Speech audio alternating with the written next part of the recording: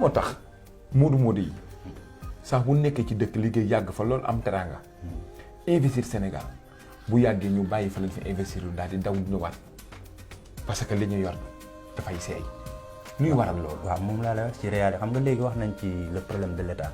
mais réalité sociale. parce que tey bu fekkee yow sénégalais nga. maanaam fii nga nekk nii tey. da ngay gis famille boo xam ne nii 4 personnes lañ mais ku ci nekk boo xëyee.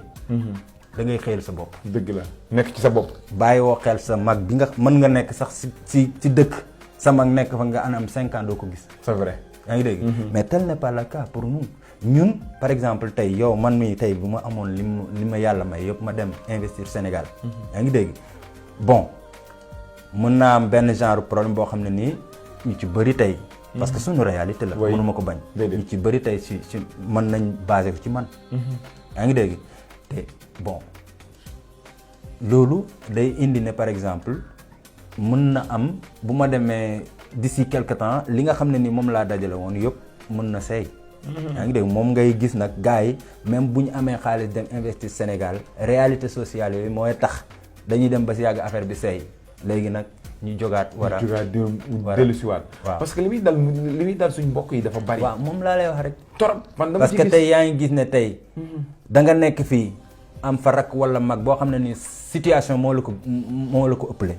mais tey lu am duñ hésiter pour woo la. déedéet dañ lay woo expliquer la c'est comme si tey pourtant amaana ñoo la ëpp situation. yenn instant doo toog yow en tant que yow africain en tant que sénégalais nga xaw a xeeb sa bopp ci ay côté ci ay mbir. bëri na. comme yan exemple. ma ne ko bëri na mais. ñaar rek.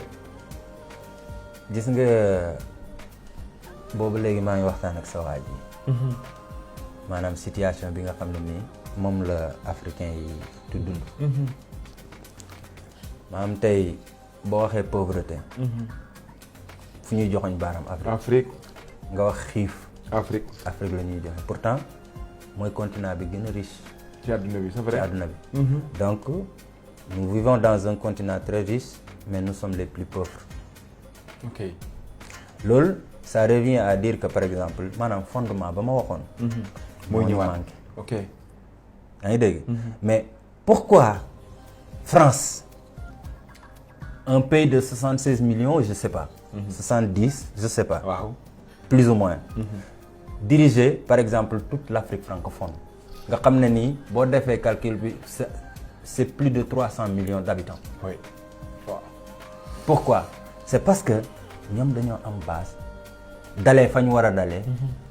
continuer mais ñun maanaam la nga xam ne ni moom la ñu war a commencer. moom foofu la ñu jaarul. yaa ngi dégg mais seetal pourquoi kii dominer ma.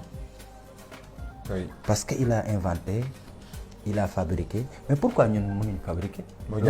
mais Afrique à chaque fois da nga on n'a pas les moyens mais loolu du lay.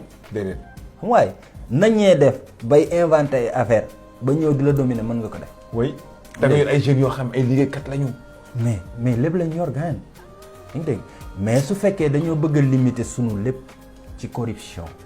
yaa ngi dégg lu jinnee nit war a bokk kenn na nga ko yor. lekk ko nga xam ne maa ko moom ba pare tamit li gars yi di wax li espagnol yi di wax. waaw.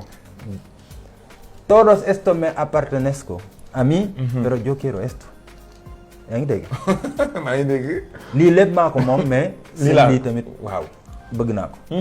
loolu mooy problème mu africain yaa ngi dégg parce que tant que éradiqué wuñ maanaam affaire corruption. ci réewu Afrique yi. duñ mos a dem. donc dañuy nekk sous la domination de la France ba faaw. gis nga xam nga gars yi souvent booy wax racisme rek dañuy xalaat maanaam.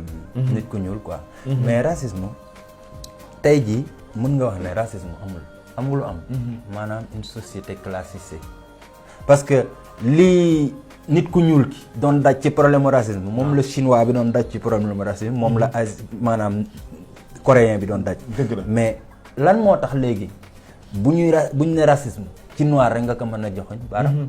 parce que dafa am lu mu am parce que ñoom ils ont appris ce qu'on appelle l'art de nu ñu koy waxee vaincre sans avoir raison. Et utiliser la force de l'autre pour le convaincre. loolu lañ def. tey jii Chine da nga yaakaar ne France wala benn pays européen ñeme na ko joxoñ baaraam. non ku ko joxoñ baaraam mu joxoñ la baaraam. donc racisme boobu day dem. yaa ngi dégg mais ñun ñi nga xam ne tey Afrique nii am na niveau de développement bu mu doon toll. wóor na yàlla dootoo dégg problème mu racisme. oui lu leer ngay wax. yaa ngi dégg mais nag booy su nit ñi ñëpp jóg jël benn direction ne développement lañ bëgg. waaw yow amoo direction.